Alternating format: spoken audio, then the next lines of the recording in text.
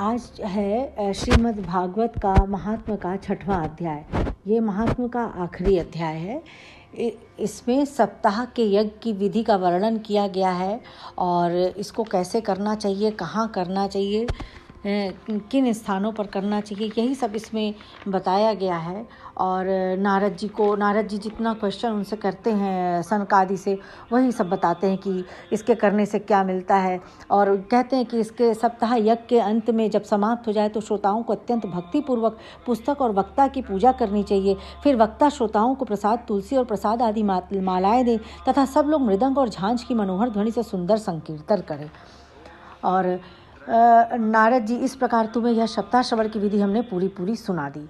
कथा के अंत में ज्ञान, वैराग्य और भक्ति को बड़ी पुष्टि मिली और वे तीनों एकदम तरूढ़ होकर सब जीवों का चित्त अपनी ओर आकर्षित करने लगे। अपना मनोरथ पूरा होने से नारद जी को भी बड़ी प्रसन्नता हुई। उनके सारे शरीर में रोमांच हो आया और वे परम आनंद से पूर्ण हो गए। इस प्रकार कथा श्रवण कर भगवान के प्यारे नारद जी हाथ जोड़कर प्रेम गदगद वाणी से सनकादि से कहने लगे, मैं धन्य हूँ, आप लोगों ने करुणा करके मुझे बड़ा ही अनुग्रहित किया। आज मुझ सर्व पापहारी भगवान श्री हरि की प्राप्ति हो गई है। सूत जी बता रहे थे कि वैश्वश्रेष्ठ नारद जी ये सब कह ही रहे थे कि वहाँ घूमते फिरते योगेश्वर सुखदेव जी आ गए। कथा समाप्त होते ही और 16 वर्ष की आयु से आत्मलाभ से पूर्ण ज्ञान रूपी महासागर का संबंधन करने के लिए चंद्रमा के समान वे प्रेम से धीरे धीरे श्रीमद् भागवत का पाठ कर रहे थे। उन्होंने सुखपूर्वक बैठकर कहा, आप लोग मेरी निर्मल वाणी सुनिए।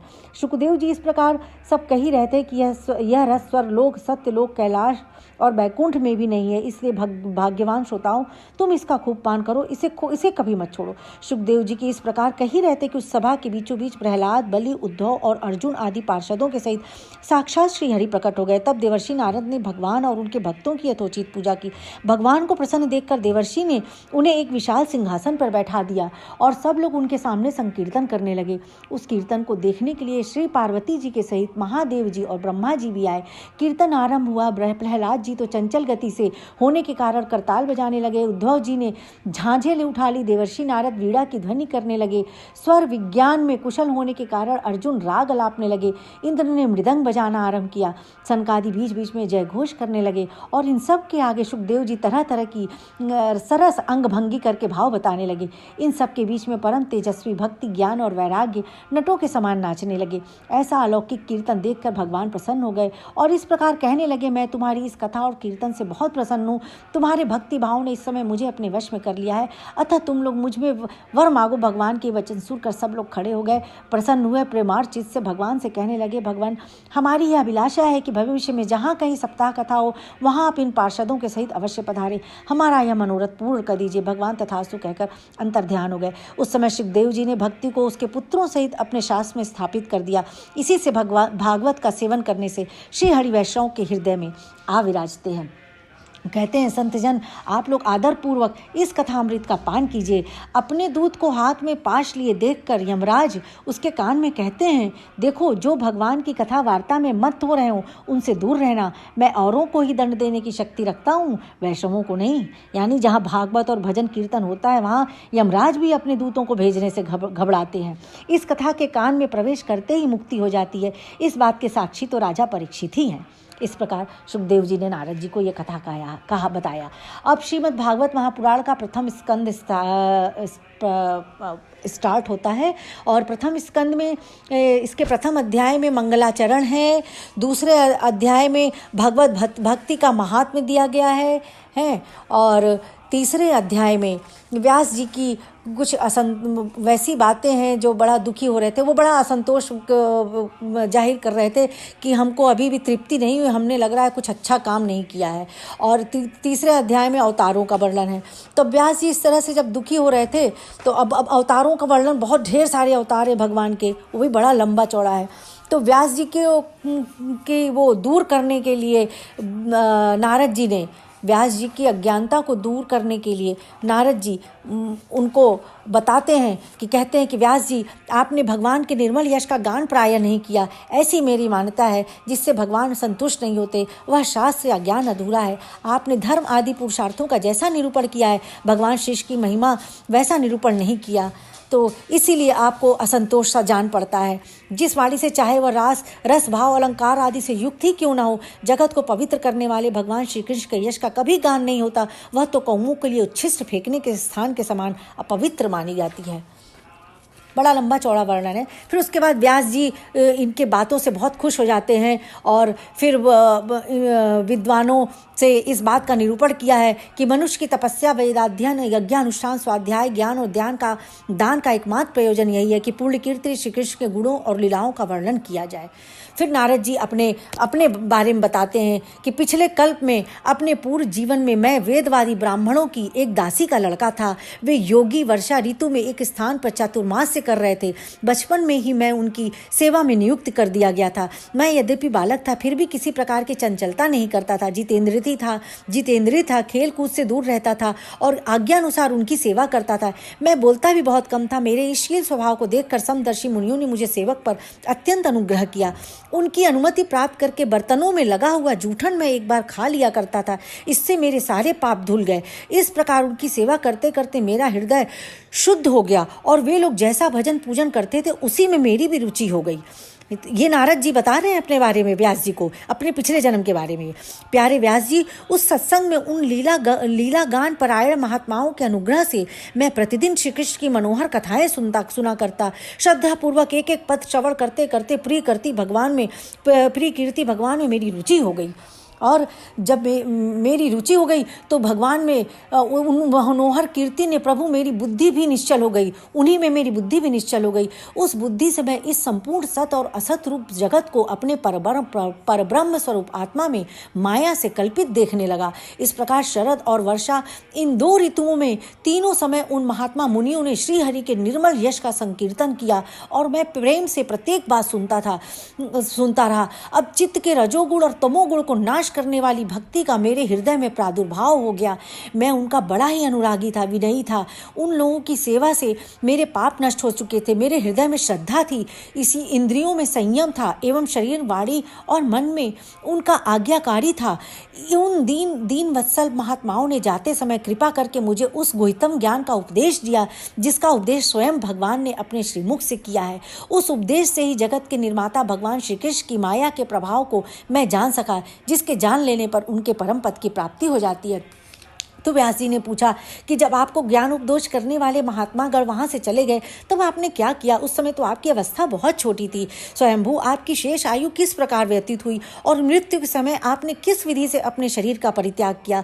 देवर्षि काल तो सभी वस्तुओं को नष्ट कर देता है, उसने आपकी इस पूर्व कल्प की स्मृति का कैसे नाश किया? तो नारद जी ने कहा, मुझे ज्ञान उपदेश करने वाले महात्मागण जब चले गए तब मैंने इस प्रकार अपना जीवन व्यतीत किया। यद्यपि उस समय मेरी अवस्था बहुत छोटी थी, मैं अपनी माँ का इकलौता लड़का था। एक तो वह स्त्री थी, दूसरे मूढ़ और तीसरी दासी थी।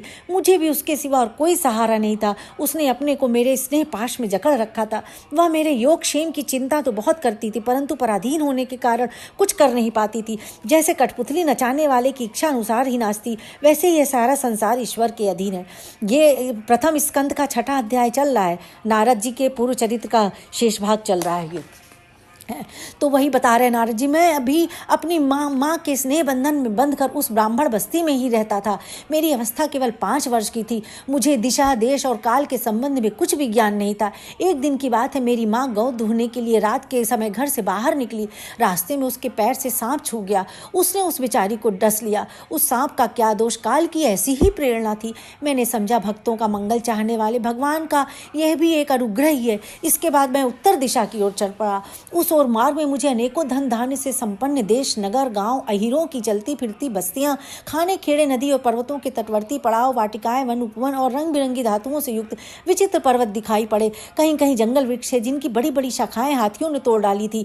शीतल जल से भरे हुए जलाशय थे जिनमें देवताओं के काम में आने वाले कमल थे। उन पर पक्षी तरह तरह की बोली बोल रहे थे और भौरे मंडरा रहे थे। यह सब देखता हुआ मैं आगे बढ़ा। मैं अकेला ही था। इतना लंबा मार्ग तय करने पर मैं एक घोर गहन जंगल देखा। उसमें उसमें नरकट, बांस, सेठा, कुश, कीचक आदि खड़े थे। उनकी लंबाई चौड़ाई भी बहुत थी और वह सांप, उल्लू, सियार आदि भयंकर जीवों का घर हो रहा था। देखने में बड़ा भयावना लगता था। चलते चलते मेरा शरीर और इंद्रियां शिथिल हो गई। मुझे बड़ी जोर की प्यास लगी। भूखा तो था ही। वहाँ एक नदी मिली। उसके कुंड में मैंने स्नान, जलपान और आचमन किया। इससे मेरी थकावट मिट गई।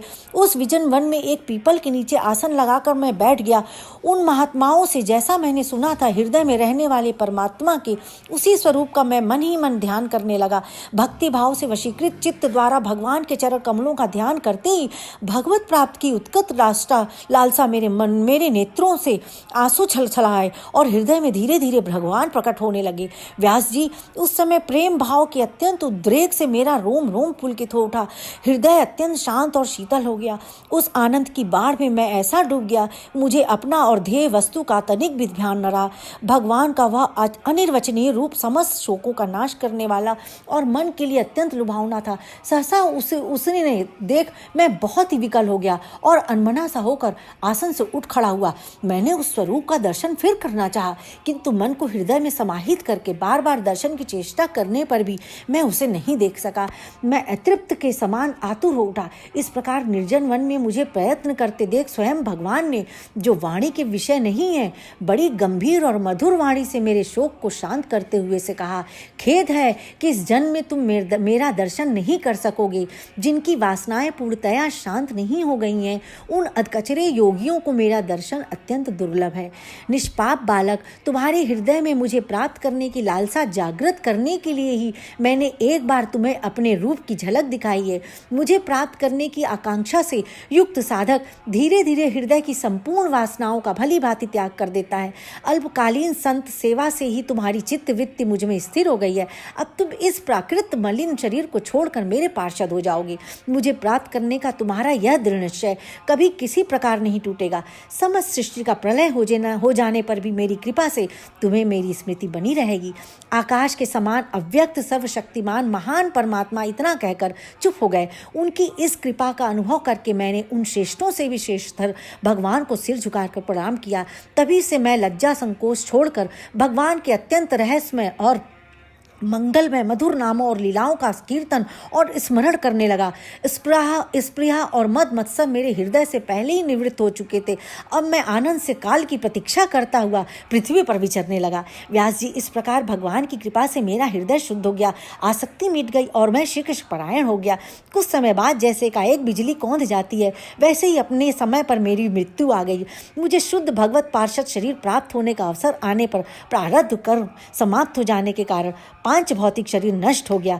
कल्प के अंत में जिस समय भगवान नारायण एकारणों प्रलयकालीन समुद्र के जल में शयन करते हैं, उस समय उनके हृदय में शयन करने की इच्छा से इस सारी सृष्टि को समेटकर ब्रह्मा जी जब प्रवेश करने लगे, तब उनके श्वास के साथ मैं भी उनके हृदय में प्रवेश कर गया। एक सहस्र चतुर्युगी बीत जाने पर जब ब्रह्मा जगे और उन्होंने सृष्टि करने की इच्छा की, तब उनकी इंद्रियों से मरीचि और ऋषियों के साथ मैं भी प्रकट हो गया।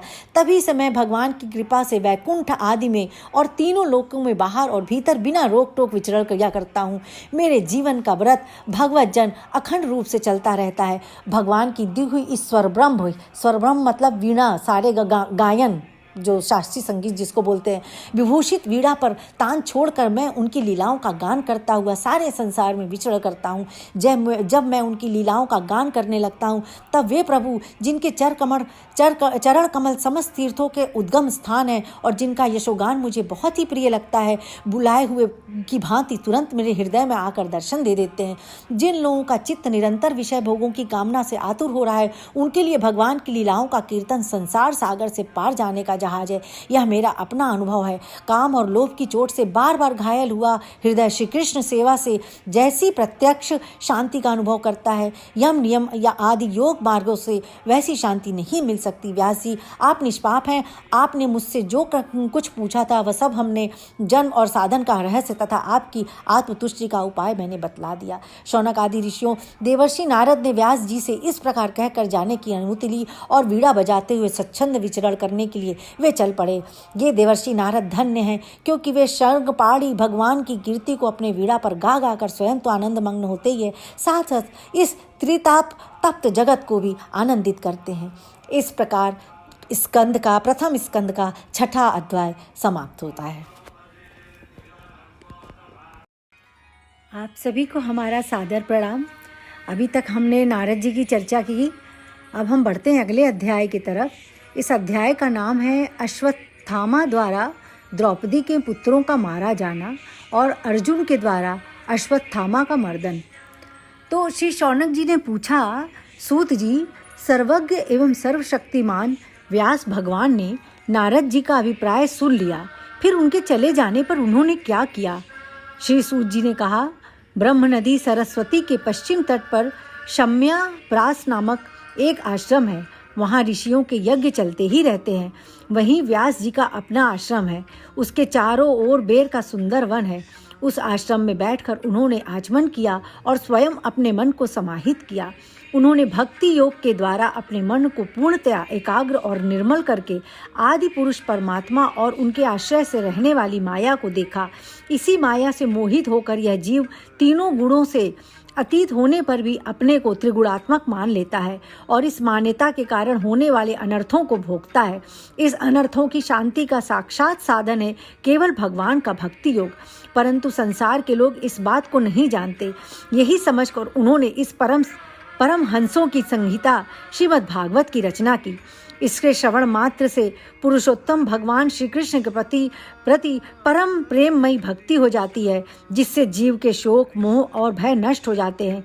उन्होंने इस भागवत संहिता का निर्माण और पुनरावृत्ति करके इसे अपने निवृत्ति परायण पुत्र श्री सुखदेव जी को पढ़ाया। शौनक जी ने फिर पूछा, श्री सुखदेव जी तो अत्यंत निवृत्ति परायण हैं। उन्हें किसी भी वस्तु की अपेक्षा नहीं है। वे सदा आत्मा में ही रमण करते हैं। फिर उन्होंने किस लिए इस विशाल ग्रंथ का अध्ययन किया?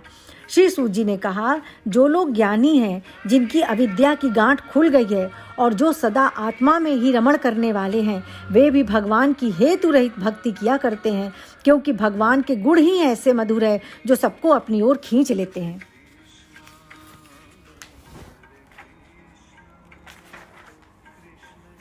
फिर श्री सुखदेव जी सुखदेव जी तो भगवान के भक्तों के अत्यंत प्रिय और स्वयं भगवान वेद व्यास के पुत्र हैं। भगवान के गुणों ने उनके हृदय को अपनी ओर खींच लिया और उन्होंने उससे विवश होकर ही इस विशाल ग्रंथ का अध्ययन किया। शौनक जी, अब मैं राजर्षि परीक्षित के जन्म, कर्म और मोक्ष की तथा पांडवों के स्वर्गारोहण की कथा कहता हूँ, क्योंकि इन्हीं से भगवान श्री कृष्ण की अनेकों कथाओं का उदय होता है। जिस समय महाभारत युद्ध में कौरव और पांडव दोनों पक्षों के बहुत से वीर गति को प्राप्त हो चुके थे और भीमसेन की गदा के प्रहार से दुर्योधन की जांघ टूट चुकी थी, तब अश्वत्थामा ने अपनी स्वामी दुर्योधन का प्रिय कार्य समझकर द्रौपदी के सोते हुए पुत्रों के सिर काटकर उसे भेंट किए। यह घटना दुर्योधन को भी अप्रिय लगी, क्योंकि ऐसे नीच कर्म की सभी निंदा करते हैं। उन बालकों की माता द्रौपदी अपने पुत्रों का निधन सुनकर अत्यंत दुखी हो गई। उनकी आंखों में आंसू छलछलाए, वह रोने लगी। अर्जुन ने उनसे सांत्वना देते हुए कहा, कल्याणी, मैं तुम्हारे आंसू तब पोंछूंगा जब उस आतताई ब्राह्मणाधम का सिर गांडीव धनुष के बाणों से काटकर तुम्हें भेंट करूंगा और पुत्रों की अंत्येष्टि क्रिया के बाद तुम उस पर पैर रखकर स्नान करोगी। अर्जुन ने इन मीठी और विचित्र बातों से द्रौपदी को सांत्वना दी और अपने मित्र भगवान श्री कृष्ण की सलाह से उन्हें सारथी बनाकर कवच धारण कर और अपने भयानक गांडीव धनुष को लेकर वे रथ पर सवार हुए तथा गुरुपुत्र अश्वत्थामा के पीछे दौड़ पड़े। बच्चों की हत्या से अश्वत्थामा का भी मन उद्विग्न हो गया था। जब उसने दूर से ही देखा कि अर्जुन मेरी ओर झपटे हुए आ रहे हैं, तब वह अपने प्राणों की रक्षा के लिए पृथ्वी पर जहाँ तक भाग सकता था रुद्र से भयभीत सूर्य की भांति भागता रहा। जब उसने देखा कि मेरे रथ के घोड़े थक गए हैं और मैं बिल्कुल अकेला हूँ, तब उसने अपने को बचाने का एकमात्र साधन ब्रह्मास्त्र ही समझा। यद्यपि उसे ब्रह्मास्त्र को लौटाने की विधि मालूम न थी, फिर भी प्राण संकट देखकर उसने आचमन किया और ध्यानस्थ होकर ब्रह्मास्त्र का संधान किया। उस अस्त्र से सब दिशाओं में एक बड़ा प्रचंड तेज फैल गया। अर्जुन ने देखा कि अब तो मेरे प्राणों पर ही संकट बनी आ रही है। तब उन्होंने श्री कृष्ण से प्रार्थना की। अर्जुन ने कहा, श्री कृष्ण, तुम सच्चिदानंद स्वरूप परमात्मा हो, तुम्हारी शक्ति अनंत है, तुम ही भक्तों को अभय देने वाले हो। जो संसार की धधकती हुई आग में जल रहे हैं, उन जीवों को उससे उबारने वाले एकमात्र तुम ही हो। तुम्हारा यह अवतार पृथ्वी का भार हरण करने के लिए और तुम्हारे अनन्य प्रेमी भक्त जनों के निरंतर स्मरण ध्यान करने के लिए है। स्वयं प्रकाश स्वरूप श्री कृष्ण, यह भयंकर तेज सब ओरों से मेरी ओर आ रहा है। यह क्या है, कहाँ से, क्यों आ रहा है, इसका मुझे कुछ पता नहीं। भगवान ने कहा, अर्जुन, यह अश्वत्थामा का चलाया हुआ ब्रह्मास्त्र है। यह बात समझ लो कि प्राण संकट उपस्थित होने से उसने इसका प्रयोग तो कर दिया है, परंतु वह इस अस्त्र को लौटाना नहीं जानता। किसी भी दूसरे अस्त्र में इसको दबा देने की शक्ति नहीं है। तुम शास्त्रास्त्र विद्या को भली भांति जानते ही हो। ब्रह्मास्त्र के तेज से ही इस ब्रह्मास्त्र की प्रचंड आग को बुझा दो। सूत जी कहते हैं, अर्जुन विपक्षी वीरों को मारने में बड़े प्रवीण थे। भगवान की बात सुनकर उन्होंने आचमन किया और भगवान की परिक्रमा करके ब्रह्मास्त्र के निवारण के लिए ब्रह्मास्त्र का ही संधान किया। बाणों से वेष्टित उन दोनों ब्रह्मास्त्रों के तेज प्रलयकालीन सूर्य एवं अग्नि के समान आपस में टकराकर सारे आकाश और दिशाओं में फैल गए और बढ़ने लगे। तीनों लोकों को जलाने वाली उन दोनों अस्त्रों की बढ़ी हुई लपटों से प्रजा जलने लगी और उसे देखकर सबने यही समझा कि यह प्रलयकाल का सार्वंतक अग्नि है। उस आग में प्रजा का और लोगों का नाश होते देखकर भगवान की अनुमति से अर्जुन ने उन दोनों को ही लौटा लिया। अर्जुन की आंखें क्रोध से लाल लाल हो रही थी। उन्होंने झपट कर उस क्रूर अश्वत्थामा को पकड़ लिया। जैसे कोई रस्सी से पशु को बांध ले, वैसे ही बांध लिया। अश्वत्थामा को बलपूर्वक बांधकर अर्जुन ने जब शिविर की ओर ले जाना चाहा, तब उसने कमल नयन भगवान श्री कृष्ण को कुपित होकर कहा, अर्जुन, इस ब्राह्मणाधम को छोड़ना ठीक नहीं है। इस ब्राह्मण अधम को छोड़ना ठीक नहीं है। इसको तो मार ही डालो। इसने रात में सोए हुए निरपराध बालकों की हत्या की है। धर्मवेता पुरुष असावधान मत वाले पागल सोए हुए बालक की स्त्री विवेक ज्ञान शून्य शरणागत रथहीन और भयभीत शत्रु को कभी नहीं मारते, परंतु जो दुष्ट और क्रूर पुरुष दूसरों को मारकर अपनी प्राणों का पोषण करता है, उसका तो वध ही उसके लिए कल्याणकारी है, क्योंकि वैसी आदत को लेकर यदि वह जीता है और भी पाप करता है और उन पापों के कारण नरकगामी होता है। फिर मेरे सामने ही तुमने द्रौपदी से प्रतिज्ञा की थी कि मानवती, जिसने तुम्हारे पुत्रों का वध किया है, उसका सिर मैं उतार लाऊंगा। इस पापी कुलांगार अतताई ने तुम्हारे पुत्रों का वध किया है और अपने स्वामी दुर्योधन को भी दुख पहुंचाया है, इसलिए अर्जुन इसे मार डालो। भगवान श्री कृष्ण अर्जुन के धर्म की परीक्षा लेने के लिए इस प्रकार प्रेरणा की, परंतु अर्जुन का हृदय महान था। यद्यपि अश्वत्थामा ने उनके पुत्रों की हत्या की थी, फिर भी अर्जुन के मन में गुरुपुत्र को मारने की इच्छा नहीं हुई। इसके बाद अपने मित्र और सारथी श्री कृष्ण के साथ वे अपने युद्ध शिविर में पहुंचे। वहां अपने मृत पुत्रों के लिए शोक करती हुई द्रौपदी को उसे सौंप दिया। द्रौपदी ने देखा कि अश्वत्थामा पशु की तरह बांध कर लाया गया है। निंदित कर्म करने के कारण उसका मुख नीचे की ओर झुका हुआ है। अपना अनिष्ट करने वाले गुरुपुत्र अश्वत्थामा को इस प्रकार अपमानित देखकर द्रौपदी का कोमल हृदय कृपा से भर आया और उसने अश्वत्थामा को नमस्कार किया। गुरुपुत्र का इस प्रकार बांध कर लाया जाना सती द्रौपदी को सहन नहीं हुआ। उसने कहा, छोड़ दो, इन्हें छोड़ दो। ये ब्राह्मण है, हम लोगों के अत्यंत पूजनीय है, जिनकी कृपा से आपने रहस्य के साथ सारे धनुर्वेद और प्रयोग तथा उपसंहार के साथ संपूर्ण शास्त्रों का ज्ञान प्राप्त किया है। वे आपके आचार्य द्रोण ही पुत्र के रूप में आपके सामने खड़े हैं। उनकी अर्धांगिनी कृपी अपने वीर पुत्र की ममता से ही अपने पति का अनुगमन नहीं कर सकी। वे अभी जीवित हैं। महाभाग्यवान आर्यपुत्र, आप तो बड़े धर्मज्ञ हैं। जिस गुरुवंश की नित्य पूजा और वंदना करनी चाहिए, उसी को व्यथा पहुंचाना आपके योग्य कार्य नहीं है। जैसे अपने बच्चों के मर जाने से मैं दुखी होकर रो रही हूँ, वैसे मेरी आंखों से बार बार आंसू निकल रहे हैं, वैसे ही इनकी माता पतिव्रता गौतमी न रोए। जो उच्छृंखल राजा अपने कुकृत्यों से ब्राह्मण कुल को कुपित कर देते हैं, वह कुपित ब्राह्मण कुल उन राजाओं को सपरिवार शोकाग्नि में डालकर शीघ्र ही भस्म कर देते हैं। सूत जी ने कहा, शौनक आदि ऋषियों, द्रौपदी की बात धर्म और न्याय के अनुकूल थी। उसमें कपट नहीं था, करुणा और ममता थी, समता थी। अतएव राजा युधिष्ठिर ने रानी के इन हित भरे श्रेष्ठ वचनों का अभिनंदन किया। साथ ही नकुल, सहदेव, सात्यकी, अर्जुन, स्वयं भगवान श्री कृष्ण और वहां पर उपस्थित सभी नर नारियों ने द्रौपदी की बात का समर्थन किया। उस समय क्रोधित होकर भीमसेन ने कहा, जिसने सोते हुए बच्चों को न अपने लिए और न अपने स्वामी के लिए बल्कि व्यर्थ ही मार डाला, उसका तो वध ही उत्तम है। भगवान श्री कृष्ण ने द्रौपदी और श्री भीमसेन की बात सुनकर और अर्जुन की ओर देखकर कुछ हंसते हुए से कहा। श्री भगवान बोले, पतित ब्राह्मण का भी वध नहीं करना चाहिए और आतताइयों को मार ही डालना चाहिए। शास्त्रों में मैंने यह दोनों बातें कही है, इसलिए मेरी दोनों आज्ञाओं का पालन करो। तुमने द्रौपदी को सांत्वना देते समय जो प्रतिज्ञा की थी उस प्रतिज्ञा को सत्य करो। साथ ही भीमसेन, द्रौपदी और मुझे जो प्रिय हो वह भी करो। सूत जी कहते हैं, अर्जुन भगवान के हृदय की बात तुरंत ताड़ गए और उन्होंने अपनी तलवार से अश्वत्थामा के सिर की मणि उसके बालों के साथ उतार ली। बालकों की हत्या करने से वह श्रीहीन तो पहले ही हो गया था, अब मणि और ब्रह्म तेज से भी रहित हो गया। इसके बाद उन्होंने रस्सी का बंधन खोलकर उसे शिविर से निकाल दिया। मूण देना, धन छीन लेना और स्थान से बाहर निकाल देना, यही ब्रह्मणाधमों का वध है। इनके लिए इससे भिन्न शारीरिक वध का विधान नहीं है। पुत्रों की मृत्यु से द्रौपदी और पांडव सभी शोकाकुल हो रहे थे। अब उन्होंने अपने मरे हुए भाई बंधुओं की ही दाहादी अंत्येष्टि किया की। सूत जी कहते हैं, अगला अध्याय शुरू किया 8वां। सूत जी कहते हैं, इसके बाद पांडव श्री कृष्ण के साथ जलांजलि के इच्छुक मरे हुए स्वजनों का तर्पण करने के लिए स्त्रियों को आगे करके गंगा तट पर गए। वहां उन सब ने मृत बंधुओं को जलदान दिया और उनके गुणों का स्मरण करके बहुत विलाप किया। तदनंतर भगवान के चरण कमलों की धूलि से पवित्र गंगा जल में पुनः स्नान किया। इस प्रकार भगवान श्री कृष्ण ने अजात शत्रु महाराज युधिष्ठिर को उनका वह राज्य जो धूर्तों ने छल से छीन लिया था वापस दिलाया तथा द्रौपदी के केशों का स्पर्श करने से जिनकी आयु क्षीण हो गई थी उन दुष्ट राजाओं का वध कराया। साथ ही युधिष्ठिर के द्वारा सामग्रियों से तथा पुरोहितों से 3 अश्वमेघ यज्ञ कराए। इस प्रकार युधिष्ठिर के पवित्र यश को 100 यज्ञ कराने वाले इंद्र के यश की तरह सब ओर फैला दिया। इसके बाद भगवान श्री कृष्ण ने वहां से जाने का विचार किया। उन्होंने इसके लिए पांडवों से विदा ली और व्यास आदि ब्राह्मणों का सत्कार किया।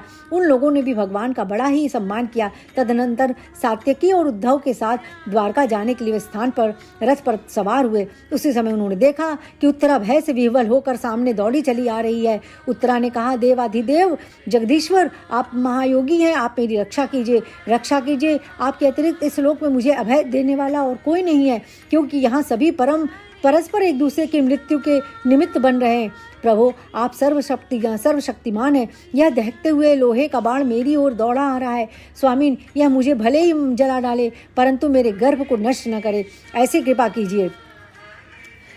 सूत जी कहते हैं, भक्तवत्सल भगवान श्री कृष्ण उसकी बात सुनते ही जान गए कि अश्वत्थामा ने पांडवों के वंश को निर्बीज करने के लिए ब्रह्मास्त्र का प्रयोग किया है। शौनक जी, उसी समय पांडवों ने भी देखा कि जलते हुए 5 बाण हमारी ओर आ रहे हैं, इसलिए उन्होंने भी अपने अपने अस्त्र उठा लिए। सर्वशक्तिमान भगवान श्री कृष्ण ने अपने अनन्य प्रेमियों पर, शरणागत भक्तों पर बहुत बड़ी विपत्ति आई जानकर अपने निज अस्त्र सुदर्शन चक्र से उन निज जनों की रक्षा की। योगेश्वर श्री कृष्ण समस्त प्राणियों के हृदय में विराजमान आत्मा है। उन्होंने उत्तरा के गर्भ को पांडवों की वंश परंपरा चलाने के लिए अपनी माया के कवच से ढक दिया। शौनक जी, यद्यपि ब्रह्मास्त्र अमोघ है और उसके निवारण का कोई उपाय भी नहीं है, फिर भी भगवान श्री कृष्ण के तेज के सामने आकर वह शांत हो गया।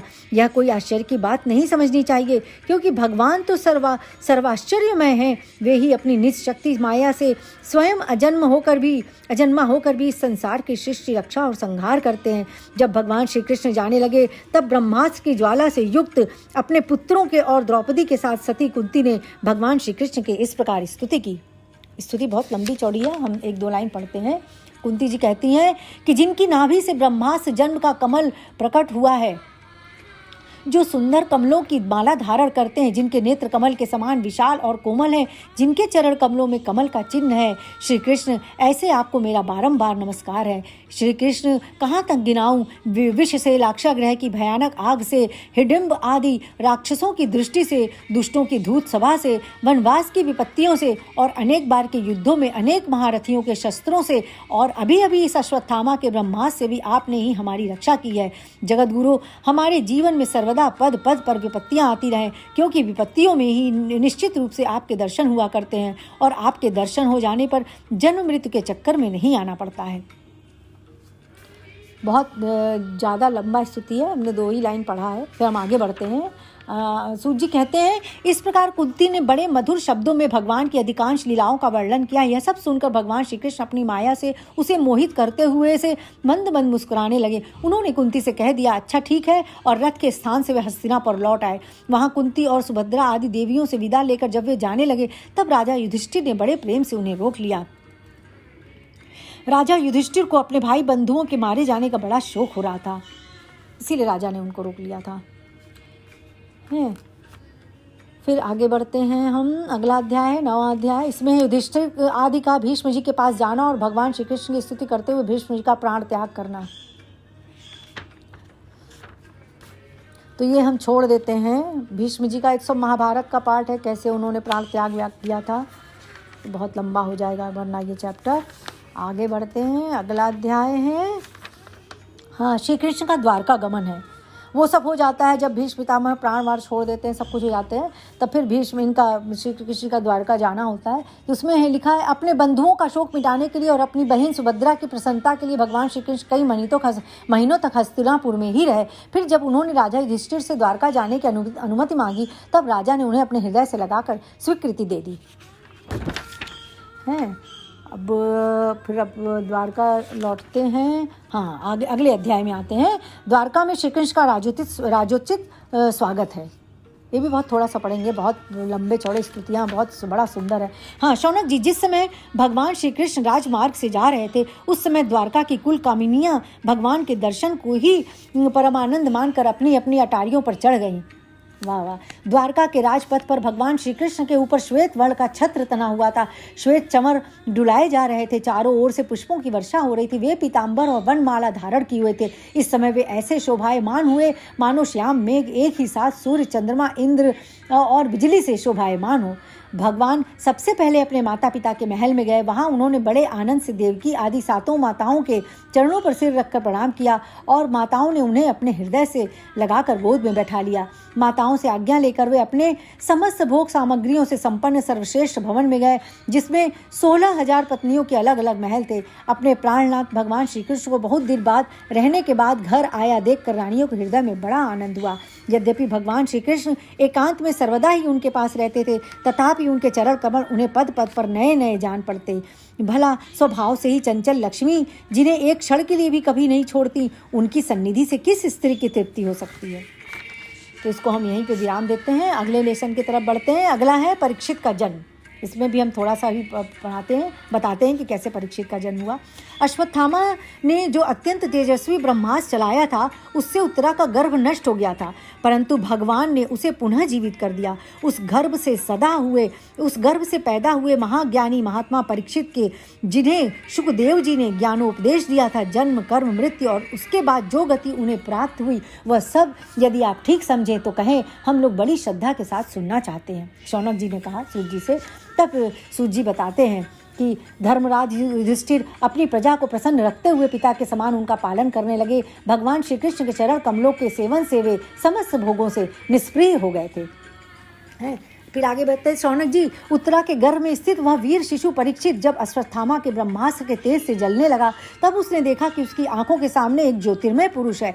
वह देखने में तो अंगूठे भर का है, परंतु उसका स्वरूप बहुत ही निर्मल है। अत्यंत सुंदर श्याम शरीर है, बिजली के समान चमकता हुआ पीतांबर धारण किए हुए, सिर पर सोने का मुकुट झिलमिला रहा है। उस निर्विकार पुरुष के बड़ी ही सुंदर लंबी लंबी 4 भुजाएं हैं, कानों में तपाए हुए स्वर्ण के सुंदर कुंडल हैं, आंखों में लालिमा है, हाथ में लूक के समान जलती हुई गदा लेकर उसे बार बार घुमाता जा रहा है और स्वयं शिशु के चारों ओर घूम रहा है। जैसे सूर्य अपनी किरणों से कोहरे को भगा देते हैं, वैसे ही वह उस गदा के द्वारा ब्रह्मास्त्र के तेज को शांत करता जा रहा है। उस पुरुष को अपने समीप देखकर वह गर्भस्थ शिशु सोचने लगा कि यह कौन है। इस प्रकार उस 10 मास के गर्भस्थ शिशु के सामने ही धर्म रक्षक अप्रमेय भगवान श्री कृष्ण ब्रह्मास्त्र के तेज को शांत करके वहीं अंतर ध्यान हो गए। तदनंतर अनुकूल ग्रहों के उदय से युक्त समस्त सद्गुणों को विकसित करने वाले शुभ समय में पांडु के वंशधर परीक्षित का जन्म हुआ। जन्म के समय ही वह बालक इतना तेजस्वी दिख पड़ता था मानो स्वयं पांडु ने ही फिर से जन्म लिया हो। पौत्र के जन्म की बात सुनकर राधा युधिष्ठिर मन में बहुत प्रसन्न हुए। युधिष्ठिर ने कहा कि महात्माओं, यह बालक क्या अपने यह बालक क्या अपने उज्जवल यश से हमारे वंश के पवित्र कीर्ति महात्मा राजर्षियों का अनुसरण करेगा। इसमें पितामह ब्रह्मा के समान समता रहेगी। भगवान शंकर की तरह यह कृपालु होगा और संपूर्ण प्राणियों को आश्रय देने में यह लक्ष्मीपति भगवान विष्णु के समान होगा। यह समस्त सद्गुणों की महिमा धारण करने में श्री कृष्ण का अनुयायी होगा। रंतिदेव के समान उदार होगा और ययाति के समान धार्मिक होगा। युधिष्ठिर जी बड़ाई कर रहे थे अपने पौत्र की, ये बहुत अच्छा होगा। तो इसमें बहुत लंबा चौड़ा है, बस हमने 4 लाइन पढ़ा है। हम अगले अध्याय की तरफ बढ़ते हैं। अगला अध्याय है विदुर जी के उपदेश से धृतराष्ट्र और गांधारी का वन में जाना। तो इसको हम छोड़ देते हैं कि वो लोग अब लास्ट में फिर वो वन को चले जाते हैं ना, सारा युधिष्ठिर का पूरा परिवार परीक्षित को सब कुछ सौंप के कि अब परीक्षित अब राजभार संभाले। जब बड़े हो जाते हैं परीक्षित तो सब कई अध्याय हैं, तो हमको कई अध्याय छोड़ना पड़ रहा है उनका राजकाट संभालने वाला। आगे हम आते हैं अगले अध्याय पे। अगला अध्याय है परीक्षित की दिग्विजय तथा धर्म और पृथ्वी का संवाद है। हाँ, मतलब उनका जब वो सब चीज़ से राजपाट सब खत्म हो जाता है, सब कुछ कर लेते हैं, तो महाराज युधिष्ठिर अपना वन जाने के प्रण करते हैं वन जाने के लिए। तो वही थोड़ा सा वो भी पढ़ देते हैं। महाराज युधिष्ठिर से कलयुग का फैलना छिपा न रहा। उन्होंने देखा देश में, नगर में, घरों में और प्राणियों में लोभ, असत्य, छल, हिंसा आदि धर्मों की बढ़ती हो गई है। तब उन्होंने महाप्रस्थान का निश्चय किया।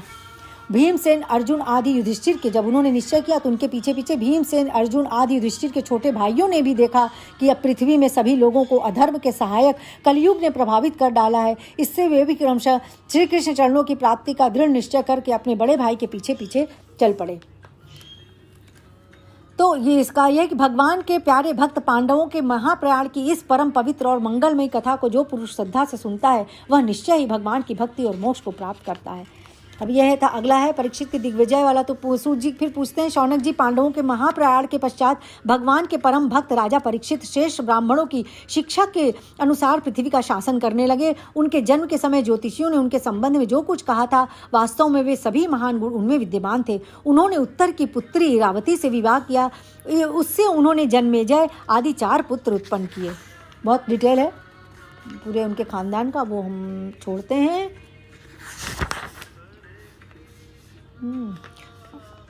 हाँ, अब इसके बाद अगला है महाराज परीक्षित द्वारा कलयुग का दमन। वो हम अगले अध्याय में बताएंगे। हम आज इसको यहीं पे विराम देते हैं कि वो सब लोग वहाँ को चले गए, वन को प्रस्थान कर गए हैं। और ये पृथ्वी का और उनका एक संवाद होता है इसमें, इसी से आगे के लेसन में कंटिन्यूएशन होता है। पृथ्वी से राजा परीक्षित का बहुत लंबा चौड़ा संवाद है। तो वो हम पृथ्वी कहती है राजा उनको, धर्म तुम मुझसे जो कुछ पूछ रहे हो। इनका रास्ते में मुलाकात हो जाती है पृथ्वी से। तो ये पृथ्वी को बहुत दीनहीन हालत में देखते हैं परीक्षित। तो वही उससे पूछ रहे थे कि तुम्हारी ऐसी दशा कैसी हो गई है, तुम इतनी दुखी क्यों हो हैं, और मतलब क्यों ऐसे तुम चल रही हो। तो पृथ्वी कहती है, धर्म तुम मुझसे जो कुछ पूछ रहे हो वो सब स्वयं जानते हो। जिन भगवान के सहारे तुम सारे संसार को सुख पहुंचाने वाले अपने 4 चरणों से युक्त थे, जिनमें सत्य, पवित्रता, दया, क्षमा, त्याग, संतोष, सरलता, शम, दम, तप, समता, तितिक्षा, उपरति, शस्त्र, विचार, ज्ञान, वैराग्य, ऐश्वर्य, वीरता, तेज, बल, मतलब बहुत सी चीज़ें ये सब होती हैं। उन्हीं समस्त गुणों के आश्रम, सौंदर्य धाम भगवान श्री कृष्ण इस समय इस लोक से अपनी लीला संवरण कर ली और यह संसार पाप में कलयुग की कुदृष्टि का शिकार हो गया। यही देखकर मुझे बड़ा शोक हो रहा है। अपने लिए देवताओं में श्रेष्ठ, तुम्हारे लिए देवता, पितर, ऋषि, साधु और समस्त वर्णों का तथा आश्रमों के मनुष्यों के लिए मैं शोकग्रस्त हो रही हूँ, जिनका कृपा कटाक्ष प्राप्त करने के लिए ब्रह्मा आदि देवता भगवान के शरणागत होकर बहुत दिनों तक तपस्या करते रहे। वही लक्ष्मी जी अपने निवास स्थान कमल वन का परित्याग करके बड़े प्रेम से जिनके चरण कमलों की सुभग छत्र छाया का सेवन करती हैं, उन्हीं भगवान के कमल, वज्र, अंकश, ध्वजा आदि चिन्हों से युक्त श्री चरणों से विभूषित होने के कारण मुझे महान वैभव प्राप्त हुआ था और मेरी तीनों लोकों से बढ़कर शोभा हुई थी। परंतु मेरे सौभाग्य का अबंत हो गया। भगवान ने मुझे अभागिनी को छोड़ दिया। मालूम होता है मुझे अपने सौभाग्य पर गर्व हो गया था, इसलिए उन्होंने मुझे यह दंड दिया है। तुम अपने 3 चरणों, मतलब वो पृथ्वी 3 पैर से चल रही थी ना, एक पैर उनका मतलब कलयुग के पाप से वो हो गया था, झुक गया था, तो 3 पैर से चल रही थी। तभी उन्होंने जब देखा तो उन्होंने पूछा कि तुम्हारी ऐसी दशा क्या है, तो बताने लगी। तो कहती, तुम अपने तीनों चरणों के कम हो जाने से मन ही मन कुढ़ रहे थे, अतः अपने पुरुषार्थ से तुम्हें अपने ही सुंदर सुंदर पुनः सब अंगों से पूर्ण एवं स्वस्थ कर देने के लिए वे अत्यंत रमणीय श्याम सुंदर विग्रह से यदुवंश में प्रकट हुए और मेरे बड़े भारी भार को जो असुरवंशी राजाओं की सैकड़ों छौड़ियों के स्वरूप में था नष्ट कर डाला, क्योंकि वे परम स्वतंत्र थे, जिन्होंने अपने प्रेम भरी चितवन मनोहर मुस्कान और मीठी मीठी बातों से सत्यभामा आदि मधुमयी मानिनियों के मान के साथ धीरज को भी छीन लिया और जिनके चरण कमलों के स्पर्श में निरंतर आनंद से पुलकित रहती थी। उन पुरुषोत्तम भगवान श्री कृष्ण का वीरा भला कौन सह सकती है। धर्म और पृथ्वी इस प्रकार आपस में बातचीत कर रहे थे कि उसी समय राजर्षि परीक्षित पूर्व वाहिनी सरस्वती के तट पर आ पहुंचे। तब अगला अध्याय वही फिर होता है, महाराज परीक्षित द्वारा कलयुग का दमन। वो हम अगले चैप्टर में उसकी चर्चा करेंगे। मेरे गलतियों के लिए, त्रुटियों के लिए हाथ जोड़ के हम आप सभी से क्षमा याचना करते हैं। आज की कहानी का नाम है महाराज परीक्षित द्वारा कलयुग का दमन। जब शौनक जी सूत जी से पूछते हैं कि महाराजा परीक्षित ने कलयुग को सिर्फ दंड देके क्यों छोड़ दिया, मारा क्यों नहीं, मतलब उसको प्राण दंड क्यों नहीं दिया, तो उस बात पर सूत जी बताते हैं कि जिस समय राजा परीक्षित अपने सेना में, मतलब देश में सम्राट के रूप में रह रहे थे अच्छे से, उस समय उन्हें एक समाचार ने दुखी कर दिया कि कली के रूप में वो उनके प्रजा में प्रकट हो गया है, आ गया है और सबको दुख दे रहा है, मतलब यही कली। तो उसको मारने के लिए वो, मतलब लोगों ने बताया कि उनके साम्राज्य में कलयुग का प्रवेश हो गया है। तो फिर उस कलयुग को मारने के लिए राजा चल पड़े, निकल पड़े। तो जब वो आगे बढ़े तो उन्होंने देखा कि एक सफ़ेद रंग का बैल जिसका एक ही पैर है वो और एक गाय, एकदम दुबली पतली गाय, दोनों आपस में बातें कर रहे हैं और एक शूद्र जो राजा का रूप धर करके और उनको खूब मार रहा है, ठोकर मार रहा है। तो राजा परीक्षित को ये देख के बड़ी गुस्सा हुई, मतलब उनका कि भाई ये क्यों सता रहा है, कौन ये लोग कौन है इन लोगों को, और ये तो राजा अगर होता तो ऐसा तो नहीं करता। तो उसने बाण उठा लिया। जब बाण उठा लिया तो पता चला कि वो कलयुग डर गया। कलयुग कहा भी तो हमको मार डालेंगे तो मेरा अस्तित्व ही खत्म हो जाएगा। तो उनका पैर पकड़ लिया उसने राजा परीक्षित का कि तुम इन लोगों को क्यों सता रहे हो, ऐसा क्यों कर रहे हो। फिर उसके बाद उन्होंने उससे बैल से पूछा कि सफ़ेद, आप तो हमको जान पड़ता है आप कोई देवता हैं और आप सताए हुए हैं और आप एक पैर से खड़े हैं। और फिर गाय को देखा, आपको गौ माता, आप भी हमको बताइए आप कौन हैं, आप तो साक्षात कोई देवी लग रही हैं। तब बैल ने बताया नहीं, बैल ने कुछ बातें ऐसी कहीं कि मतलब जब लोगों को दुख होता है तो लोग दुख का कारण भगवान को बनाते हैं, इसको कराते हैं, हम ये सब कुछ नहीं कहेंगे, हम और लोगों को खुद समझना चाहिए। तो वो खुद ही अपने कारण होते हैं और जो चुगली करता है, जो ये मतलब वो सब नरक में, ये सब बताने लगा। तो उनकी बात सुन के उनको समझ में आया कि उन्होंने कहा आप साक्षात धर्म हैं और आपने हमको बताया नहीं, लेकिन हमने आपको बात से जान लिया, इसीलिए आप किसी को दोष नहीं दे रहे हैं कि दुख का कारण क्या होता है। कोई कहते हैं पुनर्जन्म का होता है, ये होता है, वो होता है, लेकिन वो परीक्षित जी उनको भाग गए कि वो धर्म है। और फिर उनको जो गाय थी उनको भी उन्होंने पूछा तो वो भी ऐसे ही जब बताने लगी, उनकी बातें सुन लिए थे कि वो बहुत दुखी थी। जब से कृष्ण भगवान चले गए वो बहुत कमज़ोर दुर्बल हो गई थी, राक्षसों का फिर से आवाजाही हो गया था, कितने सारे राक्षसों का मार के पृथ्वी का भार कम किए थे कृष्ण के जाने से पृथ्वी माता बहुत दुर्बल हो गई और बहुत चिंतित रहने लगी कि अब क्या होगा, कौन देखभाल करेगा। तो जब राजा परीक्षित को पता चला कि ये तो पृथ्वी माँ है, तब उन्होंने कहा कि अभी पांडवों का साम्राज्य है, आप लोगों को डरने की ज़रूरत नहीं है, दुखी रहने की ज़रूरत नहीं है। हमारे यहाँ यज्ञ, तप, दान सब होता है और हमारे साम्राज्य में किसी को कोई कष्ट, कोई दुख नहीं होगा।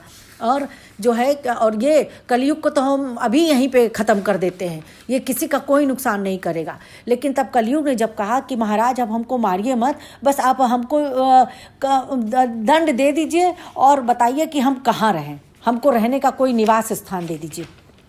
तो उसने कहा कि अच्छा ठीक है, तुम मेरे यहाँ तो रह नहीं सकते। कली ने कहा कि मैं भाई बाँस चढ़ाए हुए हैं और मुझे यह स्थान बताइए कि मैं आप कहाँ रह के आपकी आज्ञा का पालन करूं। तो सूत जी ने कहा, कलयुग की प्रार्थना स्वीकार करके उन्होंने कहा परीक्षित ने कि जहाँ पर धूम्रपान होता है, मदिरापान होता है, वो जुआ होता है और दूसरी स्त्री के साथ लोग रहते हैं और जहाँ हिंसा होती है, इन सब 4 जगह उन्होंने दिया। असत्य, मद, आसक्ति और निर्दयता, ये 4 प्रकार के अधर्म निवास करते हैं जहाँ पर, वहाँ तुमको हम स्थान दे रहे हैं जहाँ अधर्म होता है। तो कली ने कहा कि ठीक है। और वो मतलब उसने जो भी स्थान, तब वो परीक्षित ने उसने कहा एक और स्थान कहा कि धन, और वो भी कहा कि जहाँ सुवर्ण, जहाँ धन होता है। इस प्रकार कलयुग के 5 स्थान हो गए, झूठ, मद, काम, बैर और रजोगुण।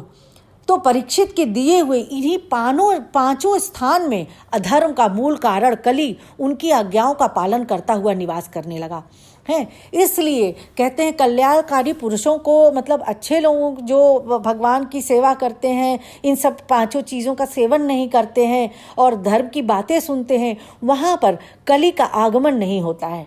तो इसीलिए कहते हैं ना कि जहाँ लड़ाई झगड़ा वो सब कलयुग, जहाँ दरिद्रता, 5 जगह है कली के। फिर से सब लोग सुन लो, कलयुग कहाँ कहाँ रहता है?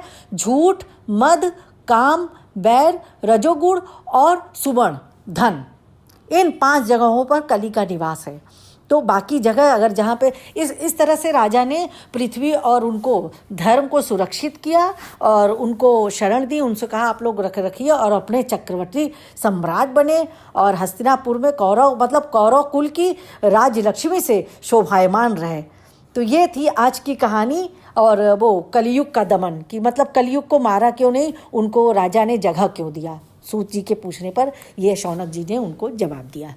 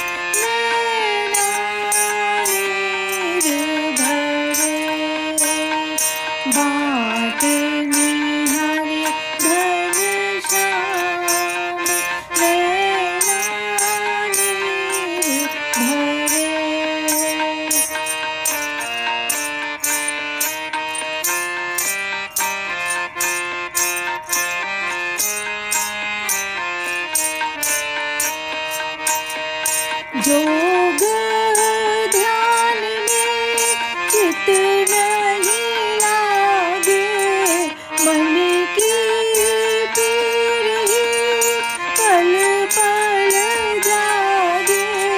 जोग ध्यान में चित नहीं लागे, मन की पीर ही पल पल जागे। रैन जगे अविराम, नैना नीर भरे। बात निहारे घनश्याम, नैना नीर भरे।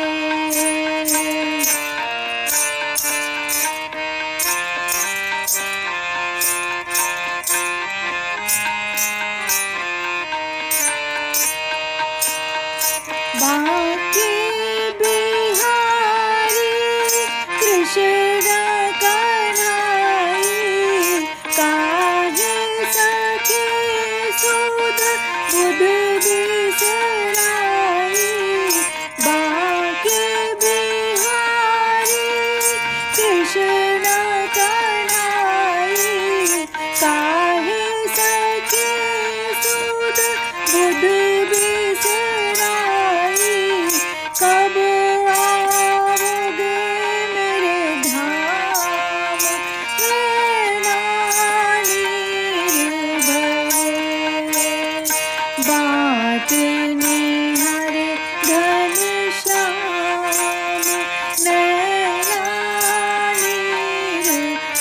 सब